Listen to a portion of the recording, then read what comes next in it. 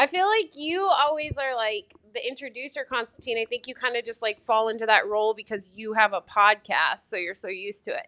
So I'm gonna take over today. Yes, please Welcome do. everyone to Live with Ashley and Constantine. As you can see, we have the alien spaceship because our conversations are out of this world. If you've never tuned into one yet, really, it's two people that met. I was on Constantine's podcast. We had a really great podcast. He informed me last week that after the podcast, he looked at some of my videos and thought either this girl's done really, really crazy or she's got something. And then as he's gone forward, maybe switched your mind a little bit. Just a bit, yeah, Just a bit. So we would connect on Zoom calls. He's in Canada. I'm in Florida. And we would just have these amazing, deep conversations. And we both have a YouTube channel. And one time we were like, let's just do these live because they're so intriguing for us. We can't imagine that other people couldn't benefit from them as well. So really, this is just you get to be the fly on the wall of Constantine and I, like just sorting through random topics and going down rabbit holes But at not so least random 2 though, right? Sundays. They're not very random. That's the funny part. They seem random, but Yes, yet they're so important to, well, either you or I, or both of us, or the audience. right. Of us. Exactly. Yeah. So you want me to introduce today? Yeah, go ahead. Yeah, I mean, you took the lead, so go for it. Yeah. So today, we were trying to decide what to chat about, and I was like, how about everything is a story? And I'm just going to give a little background of how this popped in my mind today. Yesterday, Patrick and I went to an event for a friend that her business is kind of full launching now. And we ran into another couple, and a dear friend of mine, she just got certified in laughter yoga. And I was like, oh, that is so cool. And then this story popped in my mind. And I was like, what have you, we always talk about you cry or you laugh so hard you cry. I said, but have you ever experienced where you've cried so hard you laughed? And one mushroom trip I took, that occurred and it blew my mind because we so often look at the other way. And in that moment, I realized that it was the story. Me crying and feeling sadness and pain and hurt was the story. And when I shifted the story, it shifted to laughter. When I released the weight and was able to see it from a different place. And so I think the stories we tell ourselves, the stories we learn, the stories we see is literally what operates everything in our life. And that's why BDSM, people find pleasure in pain because pain and pleasure, like, literally are the same exact response in your body. It's the story that's behind it. So, I don't know. And this goes down so many rabbit holes. Like you and I talked about the other day with your marketing for your event that you're going to share later is, I mean, stories are like a quadrillion gazillion dollar business. Like every good business has a good story. That's how you get people to buy. And the reason why is because that's all we live by. Is stories. So either you can relate to a story or you want this story. I'll share the Nike story quick, and I think this one is so powerful. Is that Simon Sinek shares about at one time the founder of Nike was at this conference. He's like, hey, if you run, stand up. Then he's like, hey, if you run, twice a week, stay standing or sit down. And he kind of went all the way down and people kept sitting until he was like, hey, if you run day or night, rain or snow, whatever, stay standing. And there was like one guy in the room. And he's like, that's who Nike is for. We are the guy under the lamppost cheering you on when you are running through whatever it is and that you don't give up. So most people aren't that, right? Like it shows you the majority of people are not that story. but everybody wants to be that story. And if you can't fully be that story, I bet you could get really close to that story if you put on a pair of Nikes. And that's how Nike blew up. Interesting. But that's how we all blow up. But that's marketing. So I think we should go back to the stories we tell ourselves, because this isn't a marketing channel. No, not. But you're right about the stories we tell ourselves, because if you look at human history, how do we pass down information through the generations? It's always been through stories. Why do we watch so many TV shows, or why do we watch our favorite TV shows? Because of the stories being told. So one of the things I've realized more recently in my life is that, well, we are all creators. So if we don't like how our life looks right now, why not change the story? Why not create a new story? And that in itself sounds scary and sounds made up for many people. For me, it did too at the beginning. But then you realize that everything that you have in your life has come from your thoughts and your beliefs. So in other words, you made up a story in your mind, and then reality showed it to you. Well, your reality, I guess. Right? And that's what everything is a story means to me. Literally everything. Like us having this conversation right now is a story that your mind made up for you and my mind made up for me. And of course, we can include our higher self and the universe. But it's a story, right? It's a story that, you know what, Ashley is cool. I want to chat with her. I can learn from her, and I can share my knowledge as well. And likely it's something similar to you, right? So anyone listening to us right now, I would say it's very, very similar. You all have stories. There's a reason why you're here today, right? It's because of a story that you've told yourself. Good or bad doesn't really matter. You're the one that decides that. And that's how I see it. I'm not sure what you think, Ashley, but that's pretty much for me. Everything that we have in life is based on a story that we told ourselves at some point in time. Yeah, I mean, I think where I'm really going with at least the stories is like how we interpret the things outside of us is the story we tell within us. So I'm looking from my viewpoint as more of, because so often, as much as we are creators, we also, there's things that get created that we didn't want created in a way, like people die, there's car accidents, there's death, there's destruction, all of these things. And it's really about what the power you have, which is your perception, which is your perspective, and the power to shift that, which is really a story, right? Which is really shifting from this is a positive experience to a negative experience. And so call it what you want, call it your perception, call it a goal, call it a dream, call it a memory. It's all a story. And I think when you see it as a story like that, I'm getting kind of like motion sickness, Constantine. I'm just kidding. Trying some new I'm things. You're- zooming you're- around you're- the screen. But when you when you call it a story, I think it really gives credit to what it truly is, because a story reminds us how light it is, how easily it can be shifted, how easily it can be perceived differently. Yeah, I mean, that's like the biggest thing I do with my clients. It's about, I always use the word narratives, which is literally a story. But going back and understanding their stories, and then choosing, is that the story I want to follow, or do I want to shift that story? And then the ultimate goal is in the moment being able to fully choose your story when you're experiencing something. Yes, honoring the immediate reaction that occurs, but then realizing you can choose different. And I believe there's always two like key narratives of a story that you can choose from, and there's only ever two. And one is love and one is fear. And so, yeah, the details and, the shiny objects within the story and the punchline and the conclusion and all of that can always look different and elaborate. But the essence behind each story only has two options: Yeah. love or fear. Oh, look, we're celebrating. We Yeah, have to that celebrate. was mic drop. I feel like my Mac is always on point. If someone is watching this and understands what this new update is, please share with me.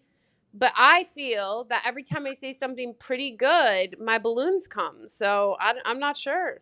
I mean, keep in mind, everything is energy, right? So Yeah. the computer is energy, the internet is energy, which means Yeah. it can be manipulated by your higher self, perhaps giving you a pat on the back. Like, yes, actually, you did good.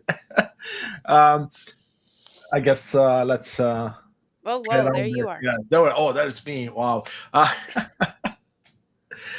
No, I love that, Ashley. And what keeps coming up for me as you're talking about it too is you and I chatted about this a couple of weeks back, I think, or maybe more. Now, this idea that when you're talking about the crying versus smiling and being pretty much, or the fear, the pain, and the happiness, and how they're essentially could be one and the same, right? Depending on how you look at it, your perspective. To me, it always brings up this idea of things happening to me, things happening for me. And like I can see, for example, let's say you're crying about something that happened in your life. Let's say someone left you, right? And that's because I've seen in my life, because I've been in the situation where it's like you're crying because it happened to you. And then as you start to understand the benefits of whatever happened, and you shift to, okay, how is this happening for me? That's when I feel it switches from crying to laughter. It's like, I can't believe, yes, I missed that. Yes, okay, now I see it. And I know you always talk about the third level, which is how have I co-created this, or why, right? Getting very curious about why has this experience shown up in my life.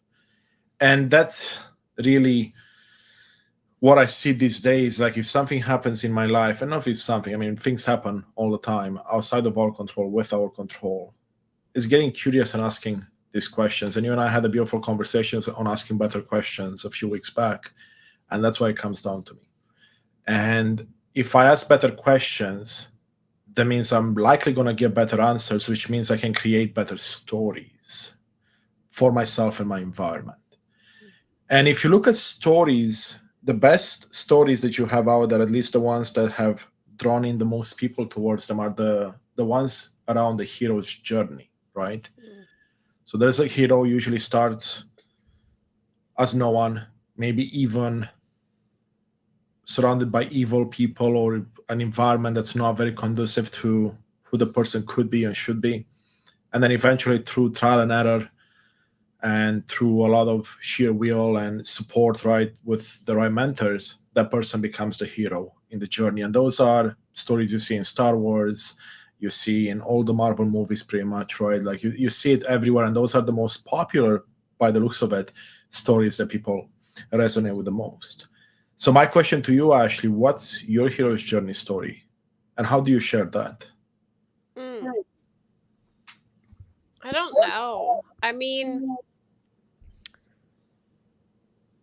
what's my hero's journey story and how do I share that?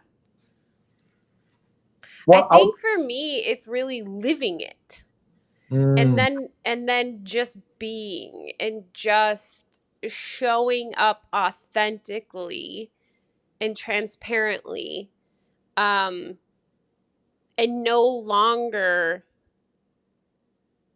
strategically, if that makes sense. I for so long, and I know you brought this up, I think it was a live, Constantine, or maybe it was one of just our conversations, other than that was live. But you brought up being a chameleon. That's what I call it for so yeah. long. Where you, and that was me growing up. You could throw me in a room of homeless people and I would make friends with everyone. You could throw me in a room of billionaires and I would make friends with everyone because I knew exactly how to read people and knew exactly what to provide them of what they were seeking in any moment, in any conversation, in my body posture, in everything. I just had it so mastered because I think because as a small child, I was just so loud and radiant and stuck out like a sore thumb and was told, like, don't do this, don't do this. And so then I started just like doing everything possible to fly under the radar, to be one with everyone else, which meant you had to understand everyone else. You had to really be able to watch them in the moment and be like, this is what they're seeking. And that's what I'm going to provide. And like, I'll just slide under the radar. So for me, it's been a transition of like finding my way back to that loud, obnoxious girl, but like the pendulum swinging so much into one side of that, and then back into like really being cognizant of how I'm sharing it and pointed in how I'm sharing it for specific purposes. And then now I'm just like, I'm just free. I'm just like the best.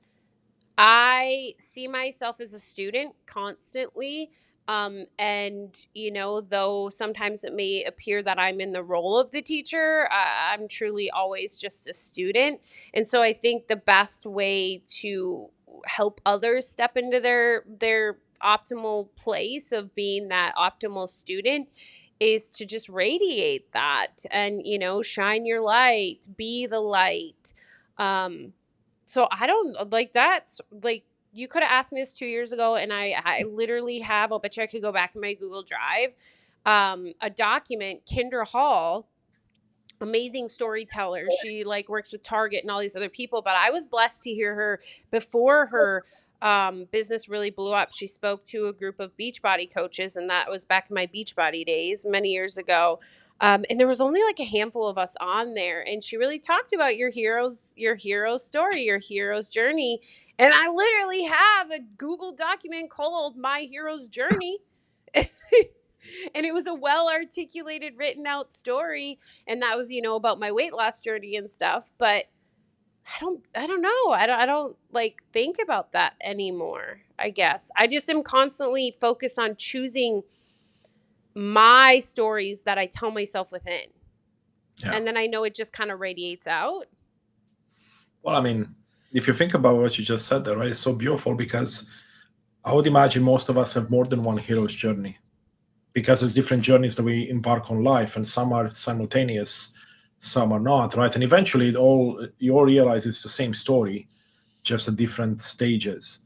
And I would say very similar to you, right? If I look at my last 2 years, that began a hero's journey, let's say, but then so I had one, for example, when I moved to Canada, right? That began a different journey. And then when I embarked on my, let's call it university journey, right? Or my professional poker coaching and playing journey, right? Like all those. I don't know about that. You didn't? That's a side note. You Really? did professional poker like on the TV? Well, other than, well, as in like on playing on a professional, meaning like I was Yeah. doing it full time for a living, making good money for a long time. I was a Wow. professional poker coach for probably more than a decade, really, in my Wow. 20s to mid 30s. I still coach to this day, but very rarely.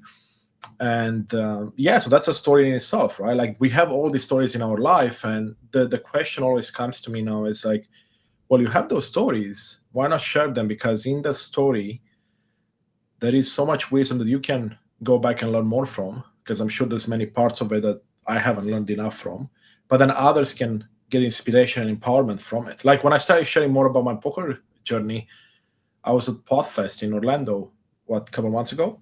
Mm-hmm. And some people was like, "Oh my god, I just started playing. Can you help me? Can you show me?" I'm like, "Yeah." And I started talking about poker again, which has been maybe a couple of years since I visited that. And I was like, "Oh wow, I still remember all of it, and it's still fascinating me. This is interesting, right?" So it gets you to, if you start sharing your story, it gets you to find more lessons within those stories, but maybe find something that you've lost along the way, let's say.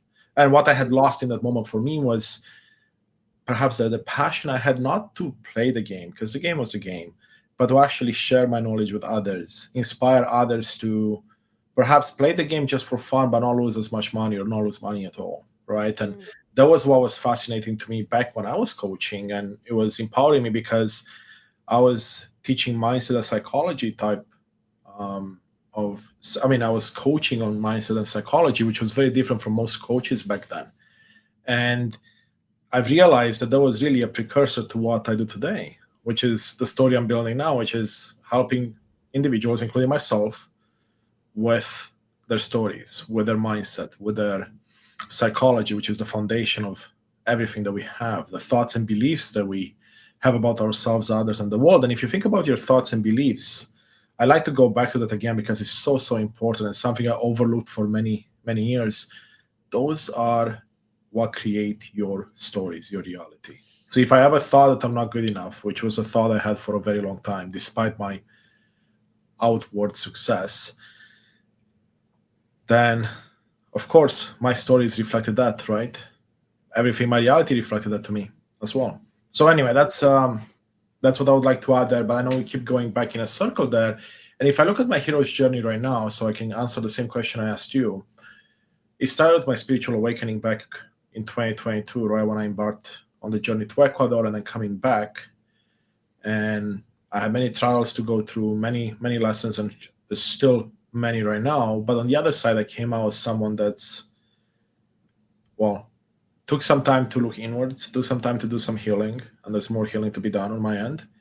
And now cannot wait to share more and more with others, right? I mean, I've been doing this for the last year and a half, but every day becomes a blessing because there's someone else I can inspire and empower. And that starts with me, always starts with me. If I can't do that to myself, then I can really do it externally. So that's how I see the stories fitting in. And if I haven't really sat down to draw out a hero's journey, but there's so many examples in our lives. Mm-hmm. Yeah. Yeah. I mean, and I think too, like, this will take us even deeper that I don't think often people think about is I think a lot of people stop at uncovering their stories when they get to what you just called like your thoughts and your values of like worth and stuff. But the real juice and meat and potatoes is that is actually a story, that is a story you've been telling yourself, and it started out as a story. But so many people just stop there and they think, okay, I feel unworthy, so now I need to believe I'm worthy, and then so they may do affirmations in the mirror or meditations or all these different very surface level things. But the key is that is a story. You need to understand the origin of that story. And then, maybe the story underneath it is even deeper. And this is just like my 7 whys deep. I mean, really, these lives, we put different words on crap, but everything comes down to usually the same like fundamental pieces. It's just what do you call it instead? So the 7 layers deep is really unpacking your stories, right? It's the why, which is when you answer that why, it's a story. When you answer that why, it's a story. Because when I say everything is a story, this cup, I only know this is a glass cup because of the stories I'm telling myself. And those stories were learned by observation or by direction as a child. I mean, I don't know if I brought up this example in our lives before, but I think of The Little Mermaid. She, the seagull or whatever tells her that a fork is actually a brush. I can't remember in the moment what they call it, but so she uses that as a brush. So it's because she didn't have a different story and she wasn't tapped into the universal story that that's a feeding utensil. That's how you eat. So it didn't matter. She just created whatever story. And I think that moment, Little Mermaid was always my favorite movie growing up. And I never really understood why, because I wasn't big into fairy tales. But maybe it was all of like the hidden truths within the movie. But that one right there it shows you how easily you can choose a different story and how easily a story is created, a narrative that you then live by. And I've talked about my white car I drive now and how I got to that place, because I started to really get curious about why I operated with everything, which means I really started to dig apart all my stories. And I was moving to Florida. I was going to buy a new car, and I called my mom up, and when I was looking, I was primarily looking towards silver, and that's like the color of most of my vehicles all my life, and including my family's, my like family of origin. And white was just never an option. And I didn't know why. I just knew like white was an option. My mom's like, "You better not be getting a white car." And I was like, "What?" She's like, "Yes, I cannot stand white." And I'm like, "Oh, snap." Is that her story or is that my story? And granted, people are like, it doesn't matter. Like, that story doesn't matter, but it does. because how you do one thing is how you do all things. So if you are not willing to uncover the silly little stories like that and to test them, you will never be able to test the big stories, the ones that may actually be impacting your life. Because literally, how you do one thing is how you do all things. So, my mom said that, and this was a moment in my life that like I was gung ho on unpacking all my stories, a little to the extreme, but whatever. It was a beautiful period, and so bet your ass I bought a white RAV4, and I absolutely love it. And I would have never known how much I love a white vehicle if I wouldn't have been exploring that, if I wouldn't have been open, if I wouldn't have been curious, and if I wouldn't have leaned in with it with love. And because I lean into stuff like that, or like, why do you wear your shoes in the house? Why do you not wear your shoes in the house? You're just going to continue to operate by all these stories that aren't yours, that you didn't choose. They were chose for you. They were taught to you. And that's what like marketing counts on, right? They target their stories. They count on that they can try to give you a story that you don't even realize they've given you, that causes you to spend millions at their store. And they've, of course, mastered their ability to, because nobody is checking their stories. Nobody is consciously aware of why they do anything they do. So, of course, businesses can feed you a story and create your story, and you will never know. But you will go dead broke, and they will become even richer in the process. Okay, that was a tangent, but it's truth. Oops, let me make sure I change this properly. I'm still learning how to navigate this, but there we go. I love that story and everything you covered. I mean,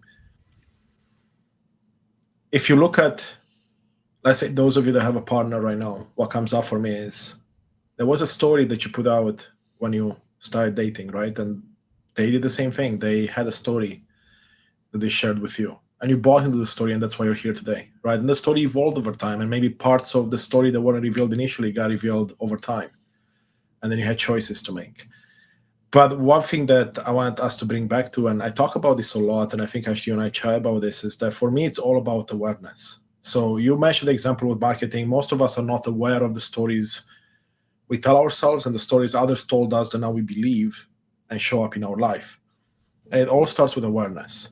Just becoming aware of your thoughts and beliefs. Just become aware of how the story starts, and then getting curious, like you did in the example with the white car. And to me, the way it comes up is that so like I have a framework I use in my life, and it's based on my many years in organizational change management. And in fact, I have multiples, but one of them is simple as just ACT, or ACT, right? And the A in ACT stands for awareness first, acknowledgement, and acceptance all in one. What do I mean by that? So I become aware that something is a story in my mind, or something I don't agree with, like let's say a thought or a belief. Well, before I get to make a choice if I want to do anything with it or not, I likely have to acknowledge and then accept that this happened. It's not something I can change from the past. I can change in the moment, but it's not something I can change from the past. So for me, as soon as I accept, like coming from a place of love, like you said, it's like, you know what? Yeah, this thought is not mine. I understand, right? It's come up again and again, and I made some choices. That's okay. And then the C in ACT is the choice, right? Because once you're aware, you're accepted, you acknowledged everything around the thought or belief, you have the choice to do something with it. Because I bet you that, and this is something I just realized it connects so well here, is I talk about how when a thought or belief comes up in your mind, and you actually get to become aware of it and look at it, you will likely have proof in your life of how that story ends. So if you allow the thought to exist and then manifest itself through feelings and emotions, and then that will cause more, and then eventually actions and outcomes, you know how the story ends, because likely you've had that happen many times before. See, if you don't like how the story ends, that's your opportunity to make a choice and take a different action, right? That's where the T comes from in act, right? Because now I'm taking a different action. Mm-hmm. Take a step forward, right? Take a leap, if you may, right? Like take a leap of faith because you know that you can build a better story because you don't agree with the current one. So if you don't agree with the current one, that means that there must be a better version out there, right? At least that's how I want to say outside of spirituality, how my mind operates using psychology, using physiology, using how the human brain functions and neuroscience. I'm curious to see your thoughts on that because actually that's the first time I articulate it like that. But you hear Yeah. this all the time. People say it's like, you know how the story ends, so why not change it? Yeah, I mean, I think that's so beautiful. And it's funny, acronyms, how they just work so easily in our mind. But I have a similar acronym that is called CPR squared. And it's essentially get curious, shift your perspective, release the weight, and remember your truth. So, releasing the weight is like releasing the story and remembering your story and readopting that. Um, but the thing, I think one key difference that I heard in which you were explaining versus where I like really try to see things now is that it's not about that there's a better option. I don't really believe that bad or good or better or worse actually exists. That's another Yep. story. So if we're trying to use a story to layer on choosing a new story, I think that's where it gets like dicey because then you start having like multiple stories and then that's when it's like multiple layers of the onion trying to make a decision for you. So I really work with my clients to see that it's just another option because also what can happen in that moment of like taking that step back and bringing awareness, um you have to be aware when you're doing some of these things that you can cause harm in the process, and that's where like professional dangerousness comes in to working with humans, period. But you can actually create more shame and guilt because you're bringing that awareness to like, I chose the bad decision, I'm making the bad action. And when we start to label that there's a better option or the right way or things like that, then it automatically subconsciously we store that the action we've already taken is one that is negative. So I mean that's like even the deeper rabbit hole, and not that what you're saying is wrong. I'm just saying for me, what I have found in that, oh, look, I get thumbs up now. Look at what the shit. For me in that process, he's just really relieving all judgment, more like that curious child of like, okay, I'm doing this, but guess what? There's this out there too. Which one? Which story do I want? Like this fun, exploratory, no weight on any story. No story is better than the other, but depending on a story you're trying to achieve, a story you're trying to create, a story you're trying to experience, this story might help you get there quicker than this story. But it doesn't mean neither story is right or wrong, if that makes sense. No, it does, but I have a feeling that's if I may, a very advanced level of looking at this because at least the way I see it with my clients and people in my life, most people cannot make the jump from just first becoming aware of the stories to what you said is like, oh, there's no way, this is not better or worse. It just is, right? I feel like there's a progress that has to be made because if you all your life you thought a certain way, and to have such a big leap, I'm sure some people can do it as the same way some people win the lottery. But But most people, from what I've seen, you probably have to take some gradual steps. so I think that's a misnomer, Constantine. Mm-hmm. And Well, and I get where you're coming with that because I would have thought that too. But that thought alone stops people from doing it. So I'm not saying that your first thought is, "Oh, these are the same." It just is. None is better than the other. I still to this day when I'm looking at story options, I'm like, "Oh, that one's way shinier. That's way better." And then it's about choosing different. So it's about even using that power of story in that moment where you're like, "Oh shit. Judgment. Okay, it's okay. We judge, but we're going to release the judgment.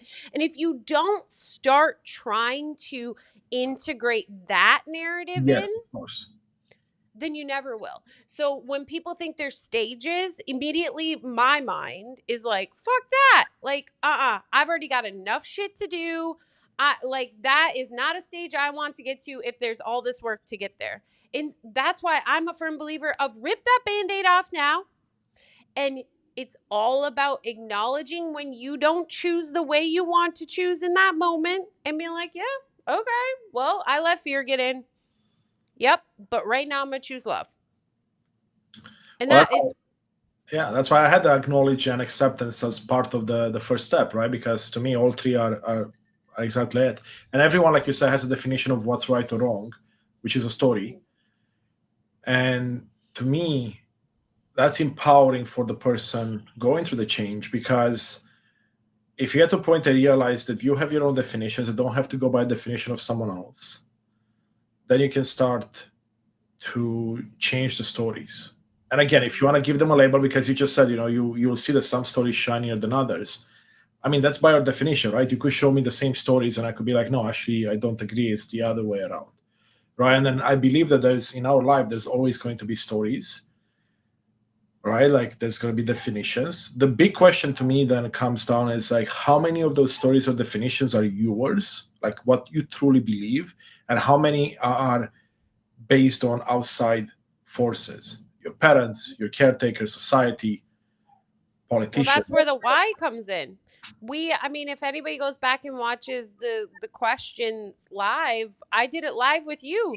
Mhm. And I asked you why until we realized that wasn't your story. And you got you shut down in that moment because it didn't have legs to stand on. That is how you pick apart a story. That is how you break it down to understand, is this really my story? Is you get to that point where you're like, oh, snap, this How, doesn't feel good. how about making it your story? So let's say that is, it's not your story, but you realize, you know what, this is fine. I'm going to adjust a couple of things and make it my story. Mhm. I feel there's a lot of power in that too, because But we don't that's the have to next, make the you whole. first have to break a story down. You always have to understand the origin of a story before you can rebuild a story. So, yeah, that's the moment. Like, so in that moment, you realize you were living by a story that wasn't yours. But if I remember right, it was a story that you didn't want to live by. It was a scarcity story or something, a I story don't that was remember. holding you, it felt like you felt like it was holding you back in your life. Um, Yeah, I think but we picked then a random one because I couldn't think in the moment of what story. But anyway, go ahead. yeah, but then you get to choose different. But you first have to bring it down to understand that. Otherwise, you're just um doing like what mindset work does, where it's just kind of the icing on the cake, but if there is no cake under the icing, eventually it's going to collapse. You know what I mean? Like you really got to build that cake. You got to build a foundation. But I want to just share this, Constantine, because it popped in my head when you were talking and I was like, wow, that would be amazing. So I brought up stories and how that's how all these companies sell. And there's such a belief today, or a want or a yearning, um, of this world to shift to a higher level consciousness, right? Like there's the grand awakening everybody talks about and this grand shift, and I see the opposite. I see people more sold than ever. What I would say is that it if in fact, so for me, that's not my goal. My goal is outside of consciousness, but you can use consciousness as like a stepping stone to get to the point of like, oh, consciousness doesn't even exist. But when you're looking at the levels in consciousness, and I look in there and I think about what we're talking about, you would know that we have made a massive shift in consciousness when no one can be sold, when no one can be put on a sales call and be sold something that they didn't already plan to buy. Because I mean, that's how sales 101 is. You're more aware of that person's needs or wants or pain than they are. Therefore, you push at it and you sell them. Yeah. But if everybody had a higher level conscious, to me, that means they are so self-aware that they could never be sold because they had, I mean, yeah, they could hop Well, on a there's sales call, but no they need for knew selling before. it then, right? There's no need for selling. It's just Right? like That's what I'm if I'm saying. a It sales just rep, I is. can just come to you and be like, I know you have what I need. Let's transact, Exactly. whatever the transaction may look like. Right. Absolutely. That's what I think like a higher level conscious world would look like. Yeah, yeah. I mean, I still go back to stages though. I I still see the world in a way. I mean, in our lives, in stages. Like there's sometimes when you can make quantum leaps, and when you learn how to do that, then the stages disappear. But for most people, and I include myself there because I see my own journey. There's still various small stages Oh or yeah. to go through before I can N- make a quantum leap. yeah, no. I'm talking about like the grand awakening everyone talks about, which is would resemble a quantum leap, right? In the grand awakening, the shift of consciousness to that of 5D or the I'm talking about the big talk all over social Yeah, media. the analogy, yes, yes, no, you're right. The analogy I see with that, to be honest, is I mean, the one that comes up for me is that let's say you're in a vehicle, right? And let's say the old age of war and keeping people apart and all that stuff is coming to a stop, right? Mm. But it's not like anyone is putting the brakes on. It's like someone took the foot off the accelerator because other people were able to let's say get in the way. So then it's going to coast to a stop. And at the same time, people are getting out of that car and moving into a new vehicle. It's going to start to take off, right? It's going to take a bit of time to accelerate to get to the maximum speed. So the way I see the Great Awakening in this example is that we might be at the beginning of it, right? We just got in the car, we're warming it up or whatever, started to press the acceleration. It's going to take a bit of time before it gets to a point where it can actually manifest itself the way you described it as well, or it shows up more around us. Because to be honest with you, and it's likely because I'm on this path myself, but I see more and more people waking up. But at the same time, the people that have, let's call them, been asleep, they're deeper into sleep than before, right? So you have this just a position of like sleepness versus awakeness. But again, it's like that's my definition, right? Everyone has a different definition for that. Right, because I was gonna say like, okay, well, tell me what waking up means to you. You know what I mean? Like, so that would be a great Well, conversation. I yeah, should I write mean, that we can do idea it next down. time, but like I'll tell you really quick. Waking up for me essentially looks like becoming aware of these stories that everyone is feeding us, and then we end up living everyone else's dream and not chasing our own, and not realizing that we are all powerful creators or piece of creator. We're all one in the end, which means that you can do anything and everything you want to be doing if it's coming from the heart, right? So like when you get a realization, that means you now again have choices to make to put yourself on that path. And that's I would say in my mind the first step to awakening is realizing, becoming aware of the power you hold and the lies you were fed all this time. And again, the lies may not have necessarily been ill intended, because my parents didn't want anything bad for me by passing down what they knew. My teachers, most of them, didn't want anything bad for me by passing down what they knew or what they were told. Mm. But the way I see it is, I think you talked about this on our podcast, but the idea of like generational trauma and how if you want something to be different down the lineage, assuming you have children, then you have to be the change you want to see in that lineage. Like it has to start with you. So you can put an end to whatever behaviors or things you've inherited from your ancestors, right? Immediate family and beyond. And that's how I see it. Mm. Yeah, I think that's why I call them stories, because stories just kind of releases the weight, and I think so often, um, I just did something the other day. I don't know if it was a video or what, but talking about how we so often want to blame and point fingers to the way we live today. And really, that keeps us stuck in the past and holds us back from being in the present moment and untying the stories. Um, Yeah, I mean that's a whole nother Yeah. discussion for another day. But I brought that thing up about being sold though because it just like came to me and I was like, shit, yeah. Like that's when we would know we were like that we are at the higher level consciousness, but still in the illusion, is we couldn't be sold.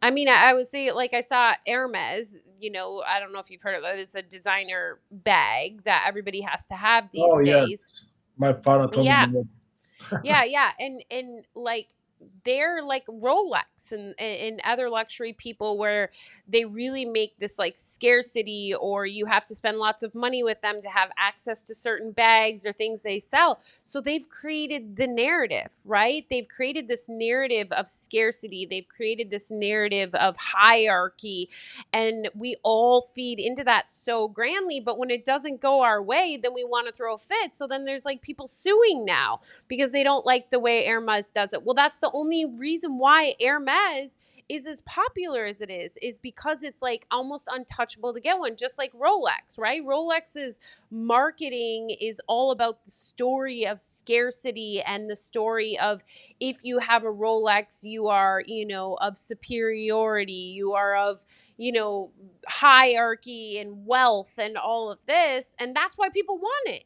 What if all of a sudden today, Swatch, I mean, they already kind of did this. They kind of paired with Omega. These are watches, but Swatch all of a sudden shifted their narrative, and all of a sudden the wealthiest people in the world were wearing plastic swatches and saying this is the symbol of wealth. If you have this $10 plastic red swatch, but there's only 3 made in the world, like all like it would go crazy. Right? Yeah. But see, it's these stories, and then when all of a sudden the story doesn't go our way, we want to blame. Hence these women suing Hermes in California. I mean, people are suing everyone for everything these days. Yeah, because the stories. They're not, it didn't, the lady that spilled coffee in her lap and burnt herself at McDonald's, and now every McDonald's cup says it's hot. Yeah, I mean, there's all stories in the end, and what keeps coming up for me to share, and I know we talked about this last time, but I was able to do more reflection on it this week. Is that story around my fear of cold water, which was now the more we dig into this, the more obvious it becomes. So for those that haven't caught it last week, I'll share a bit more of what my reflection brought up, and I'm curious to see what you think, Ashley, because I've realized that all my life I've been not afraid, but not a big fan of cold water, meaning that even if it's a warm summer day and the lake is fairly warm, I would be reluctant to go in and I would not have a good time unless the water was like 100 degrees or whatever, right? In that case, I would be happy.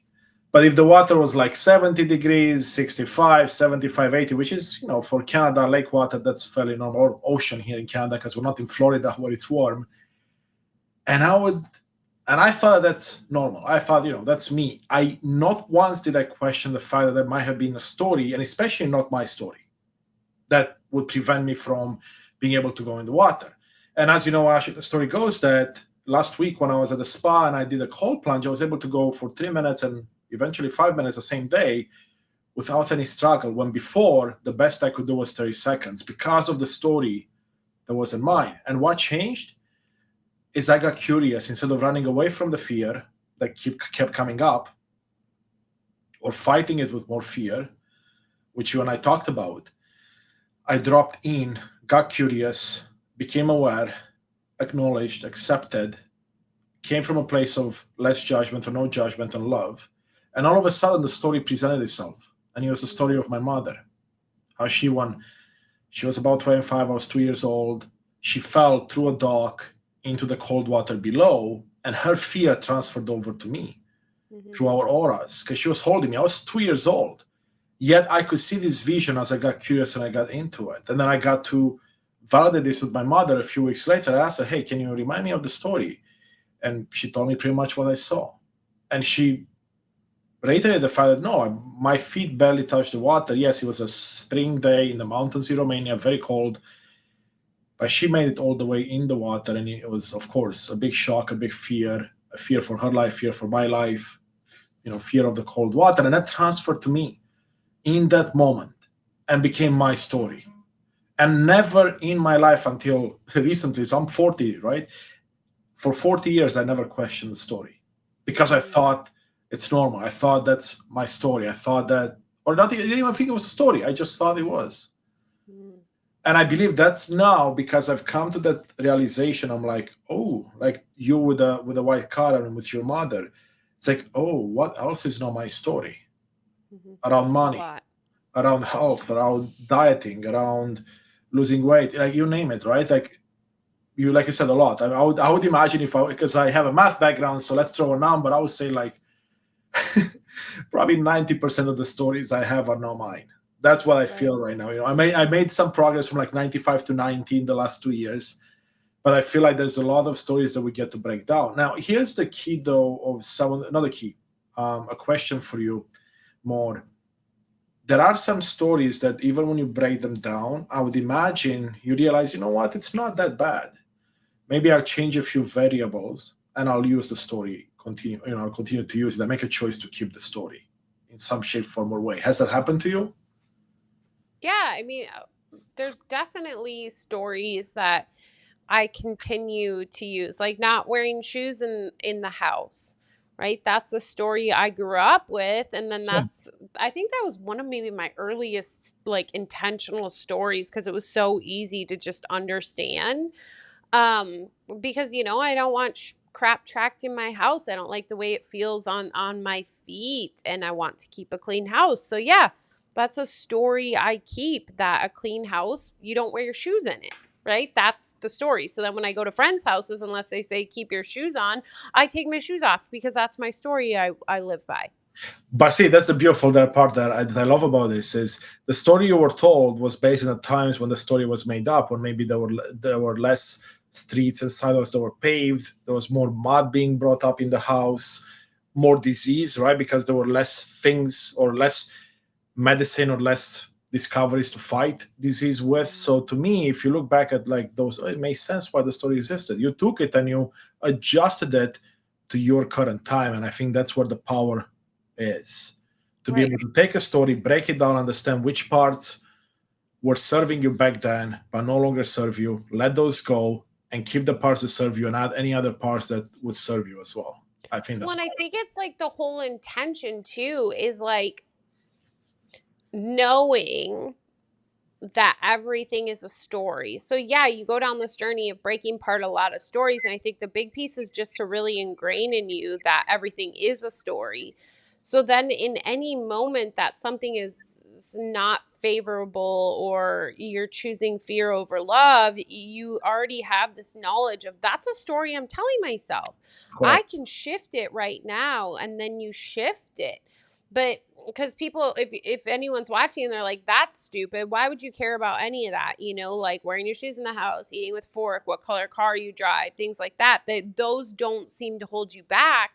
But I said earlier, how you do one thing is how you do everything. And if you really are interested in getting deep in the stories that are hard, the stories that feel uncomfortable, the stories that appear to be holding you back based on your stories, um that's the first way to start, is to just start simple. Start with the things that aren't so threatening to the ego. Because let's be honest, the stories you really want to unpack are the stories that fears behind it. And those are owned by the ego. And the ego will retaliate. Let Um, me ask this because I think this is important here, actually. Isn't every story that we've come to believe until we start doing this work essentially based in fear? Like, even, I mean, look at the one about the shoes that you talk about, or the white car, or me with the cold water. Those are all stories based in some form of fear. mm, I don't know about the white car. My mom just didn't like it. I think But there's a reason. I mean, I would. Okay, I'm curious because to I me, mean, I don't know. I guess we'd have to sit back and really look. I think our deepest, truest stories that we're trying to remember are all extensions of love. We're not trying to relearn, we're trying to remember and get back to those. So I well, do yes, think we have stories of love. I think a beautiful representation is go spend, a couple hours with a small child and you'll see all the stories of love. And if you really watch a parent, like at a store or somewhere where fear tends to come up and people stress, weight, that you can literally witness in the moment new stories being written for that little kid. But that's what I'm talking about. I'm talking about the pure stories, right? The ones that we want to get to. I'm talking about, let's The take ones on me for top. the first 35 years of my life or 37 years. Like most of my stories were based in some form of fear. Now, Yeah. most, I say, not all, because I'm sure there were some loved ones, right, around dogs and animals and in general. But like now that I think about it, there's a lot. I will obviously have to meditate on this and reflect on it. But I realize we're coming up on the hour here, Ashley. So Oh, crap. I know you have an That flew by. important date in the sun, so I don't want to keep you The away from beach. that. Yes, of course. And I guess I'll just do a quick plug for my event coming up on Thursday. So for those of you that may have not seen this yet, I have a live event, a 2-hour event. It's free, and the topic is peak performance without pressure. So we're going to take a scientific approach. We're going to look at the thoughts and beliefs, like Ash and I were just talking about, how those are shaping your reality and how we can start working with our brain, with neuroplasticity, to start rewiring everything that's within us, right? Our nervous system and subconscious mind and brain, so then we can have better stories to build. We have the possibility to look at the positive and not just the negative, to reshape our focus. And really the workshop is all about helping you create more time in your life for the things that you want to be doing. And there are 3 pillars that I talk about a lot myself, and I help my clients with, and I help myself with. And one, of course, is the big foundation piece we just talked about. And what Ash and I discussed today is a big part of it. The second part is getting clear on your why you do things, what your purpose is, perhaps, and having a good vision to go with that. And we'll talk about them more. And of course, the last part is really getting clear on your gifts and strengths. I do strongly believe that everyone is a unique being. We're all one in the end, but in this life, we're all unique. We have gifts that we're not always aware of, and we have strengths that we've built over time, and we not often tap into them enough. And we focus too much on our weaknesses and building those up, when we know that if we focused a lot more on our gifts and strengths, we will get a much better return for our investment. And the investment is time, resources, you name it. So that's the event. You can go to my YouTube channel. You can go to Instagram. You'll find links. I'll put a link in the chat right now where you can register. So registration is free. The event is 2 hours. It's Thursday, March 28th from 6 to 8 p.m. Eastern time. And that's me. Yay. Thank you, Ashley. And I'll let you wrap up as well. Yeah, no, check that out. That's gonna be amazing. That is your first free event, which is so exciting. Yay, yay, yay, right? Yes. Super exciting. Well, I don't know. I'm Ashley, and I hope today's live helped you to see that you're living by stories. Oh, and I should share, like, Patreon. So we do this, I think twice a month now through the Patreon channel. So the Right Minded Thinker, which is $33 a month donation tier. And you get to be a part of these conversations with Constantine and my partner, Patrick. I don't have the link on me right now, crap, but I can put it in the description. But next Sunday is Easter Sunday, and I know a group of us plan to come on live here on YouTube and talk about our personal beliefs and connection to the crucifixion and resurrection of Jesus and how that symbolizes in our life and what we really see of it. So I'm really, really excited for that one. It's on a day we usually don't do the Patreon call, but if you would love to join us, hop on, sign up to be a right-minded thinker at Big Miracle Energy Patreon. And yeah, we would love to see you, or just tune in and watch us and comment and be a part of our Easter Sunday discussion. Yes, can't wait. It should be fun. In the private chat there, Ashley, I gave you the link to my event registration if you'd like copying that and posting it in YouTube for your audience in case any of them are interested to join us. Yes. And That's pretty much it. Thank you, everyone. I know it's been a beautiful conversation. We value you as an audience member, and thank you for being here with us. I know there's a million things you can be doing with your time, and we value your input. So thank you for being with us, and we'll chat next week. And I will put here, how do I put it in the chat? I have the link to the Patreon. So on the right hand side, you'll see chat. So open the top, and then you let me should see your channel. You should. So you did that in the private chat. You want to go in the public chat, which is on the right hand side. Yeah, it doesn't let me chat in there. You must only get to. No, we should. Last time we did, right? You could see someone else's conversation. Yeah, but I can't we can chat. debug it next time. Okay, well, thank you, everyone. Thank you. Bye-bye.